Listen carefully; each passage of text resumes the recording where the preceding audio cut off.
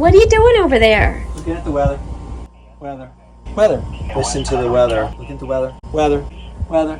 Why do you keep looking at the weather? Because we need to find a favorable window for doing our passage. Want me to show you? Come on over here.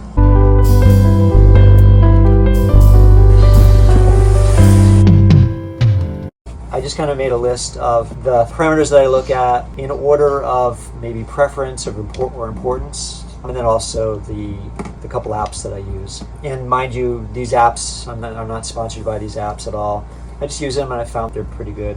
And disclaimer too, this will be the first time that we're putting these practices into place because we haven't done an offshore passage yet. So on the other end, I'll know better whether this worked or not. The parameters that I look at are for favorable winds, less than 20 knots probably. For our particular passage that we're doing right now, we want to go south. We want to go from Wilmington out of Cape Fear River down to Charleston, South Carolina. So a good wind is like out of the northwest or so, north to west. Right now we're getting that yellow representation of the wind, which is pretty windy. It's like 24 knots. So it's a good direction though, because it's going south and we want to go south. It's a good direction, what? For us to push us south. Yeah, but it's still kind of strong and the storms are still around here. So, but that would be one thing I'd be looking for is, that check. Okay, good, that's a good wind direction. The second thing would be the sea state, how high the waves are, what their period is. I'd rather have a period that's longer, higher number of seconds. The sea state being whether it's confused or consistent, because you can have swells and then you can have waves on top of swells and it can get kind of confusing out there. Again, I won't really know until I get out there. So this shows the direction of they think what the waves are going to be coming from.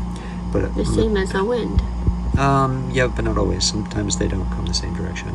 You can have offshore swells that come in from other storms and localized wind, and sometimes you can get swells with waves on top of them in different directions. So I'm looking at the wave height, 4 feet. It's not huge. So it's good? Yeah, it's okay. See, as the storm moves away, the swell is going to decrease too. See, 3 feet.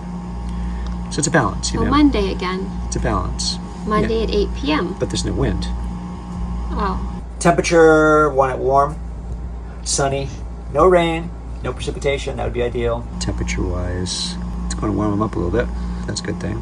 Also, the tides are important to look for the tides. Ideally, I would like to have an outgoing tide going down the Cape Fear River. Well, kind of am back and forth about that.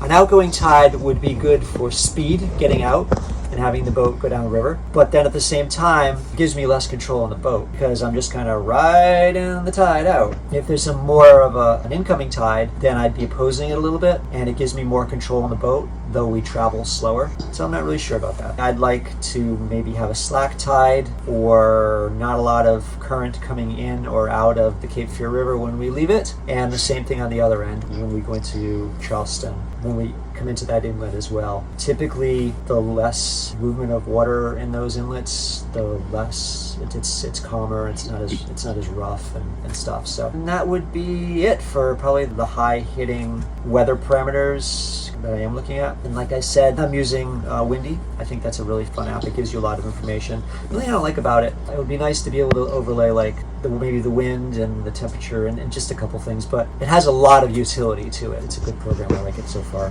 I have the paid version, but you can get it for free too. It's the Windy with the red icon. Oh. It's like 2 Windies. Oh, and I've tried both of them and I like this one better. And then Predict Wind. And I also have the paid version because I need that to do the prediction models where it models when and where it thinks you should go for your departure and your routes.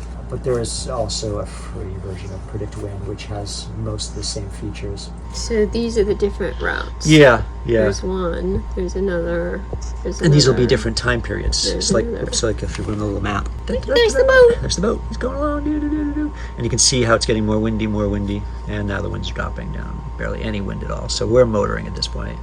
Probably motoring, because there's no wind at all. So that sucks. I don't want to be doing that. But at the very end, you see how it started to get yellow and red? Mm-hmm. You're getting more wind over there now. Mm.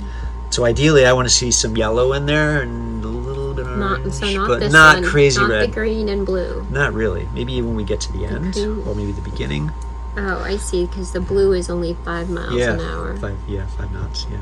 And the yellow is 15. And they put it in a tabular format up here, the same information. here. So like, gives you the passage time. It gives you the different dates.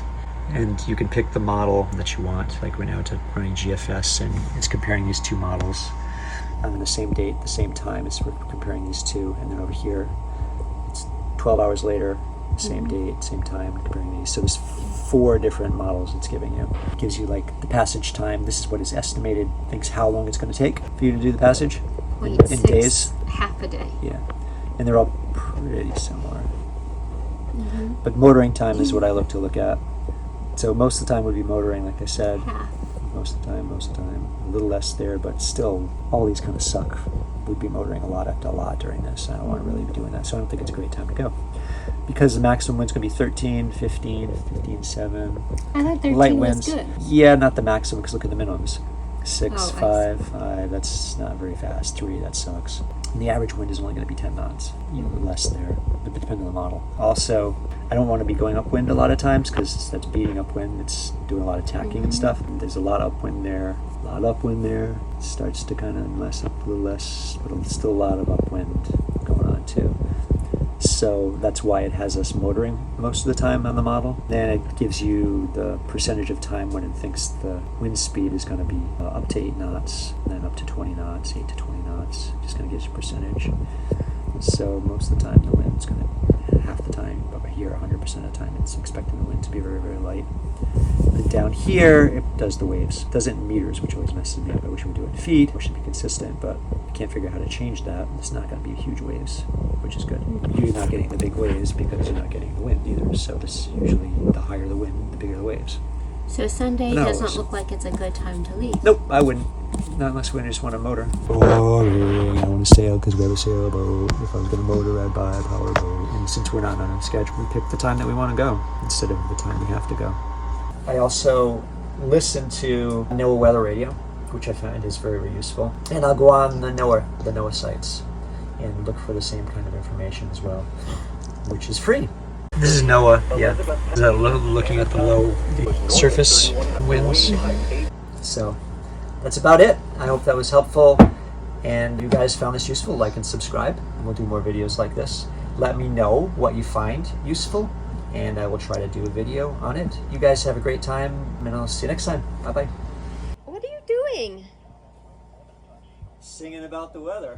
Raindrops keep falling on my head, but that doesn't mean my eyes will soon be turning red. Crying's not for me, 'cause I don't know the rest of this song.